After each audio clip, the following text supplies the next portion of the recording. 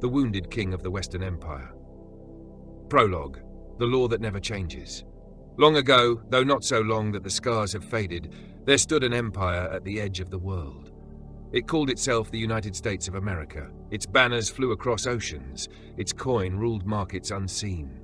Its voice decided wars, governments, and destinies far beyond its shores. Yet beneath its triumph lay a wound older than its towers. The land had been taken by force. Its first peoples were erased, driven into dust, and spoken of as history. Millions were bound in chains, worked until death, their suffering transmuted into wealth. When the chains were broken, no cleansing followed, no confession was made, no reckoning endured. The empire declared itself reborn without memory and mistook forgetting for innocence. In the old law of the Greeks, this crime does not fade. It waits, and in time it chooses a king. The birth of the heir. In the middle years of the 20th century, when the empire stood unchallenged and rich, a child was born into privilege and expectation. His name was Donald Trump. He entered the world surrounded by abundance.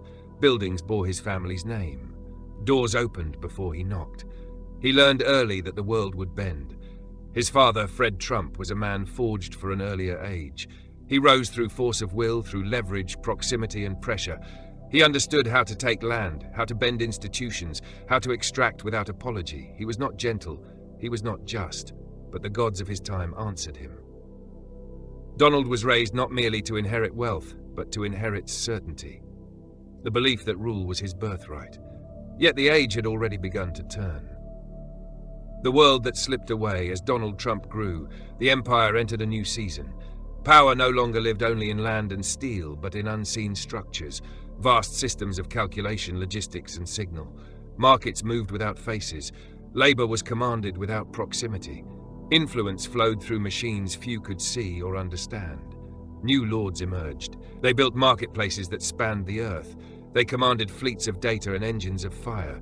They ruled not through spectacle, but through mastery of scale. Trump watched this world rise as one trained for a vanished throne. He learned to dominate rooms, to bend attention, to weaponize visibility, but the hidden engines did not answer him, and so the wound began to deepen. Hera 3, the nature of the wound. This was not the wound of poverty, nor of exclusion. It was the wound of an heir born to rule a world that no longer existed. Trump sensed what he lacked. He felt the distance between himself and those who commanded the new forces. Where others built systems, he built image. Where others mastered complexity, he asserted dominance. For a time, this sufficed. The empire still rewarded spectacle, attention still moved markets, confidence still masqueraded as competence. But the ground beneath him continued to shift. And Trump, unwilling to yield, doubled down. I4, the empire's reflection. The United States recognized itself in him. For the empire too had been born into dominance and mistook inheritance for virtue. It told itself a story, that it had risen through merit, that its wealth proved its righteousness, that victory erased sin. After the Great War across the seas, the empire stood alone, unbroken. Its rivals lay in ruin, its factories fed the world, at home it still burned. Segregation. Violence, unkept promises. When the pressure grew unbearable, the empire conceded integration, not repentance but accommodation. And then it turned outward. V, the pillaging of the world. As internal struggle threatened to tear it apart, the empire found relief beyond its borders. It drained mines from distant lands, it seized resources through proxy and coup. It reshaped governments in its image, oil flowed, goods flooded shelves. Prosperity spread just enough to quiet unrest. Racial wounds were not healed, they were anesthetized. The empire learned a dangerous lesson, that external conquest could delay internal reckoning, and so it delayed, for decades. VIs, the unpaid debt. But no empire feeds forever on the world without cost. The wells thinned, rivals learned the old tricks, manufacturing left, debt grew. The empire faced a choice, to turn inward and rebuild, to sacrifice comfort for renewal. This would require unity, it would require trust, it would require a people willing to endure hardship together.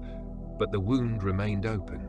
Those whose ancestors had been enslaved, excluded, and exploited looked upon the call for sacrifice and saw a familiar demand.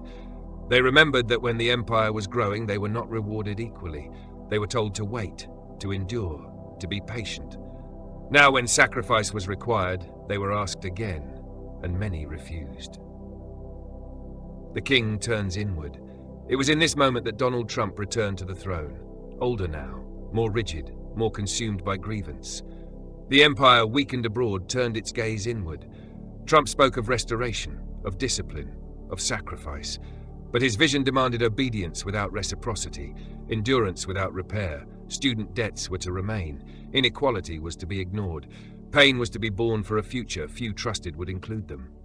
The call came from a narrow class, those who had benefited most from the old order, asking the rest to pay the price. The response was fracture. They fate, the implosion begins. In Greek tragedy, the city falls not when enemies breach the gates, but when trust collapses within. The empire began to eat itself. Regions turned against regions, classes against classes, race against race, truth fractured, institutions hollowed. The future became a weapon. Trump did not cause this. He revealed it. As the wounded king, he pulled the sickness to the surface, and the people, seeing themselves reflected, turned on one another. The Pariah Empire.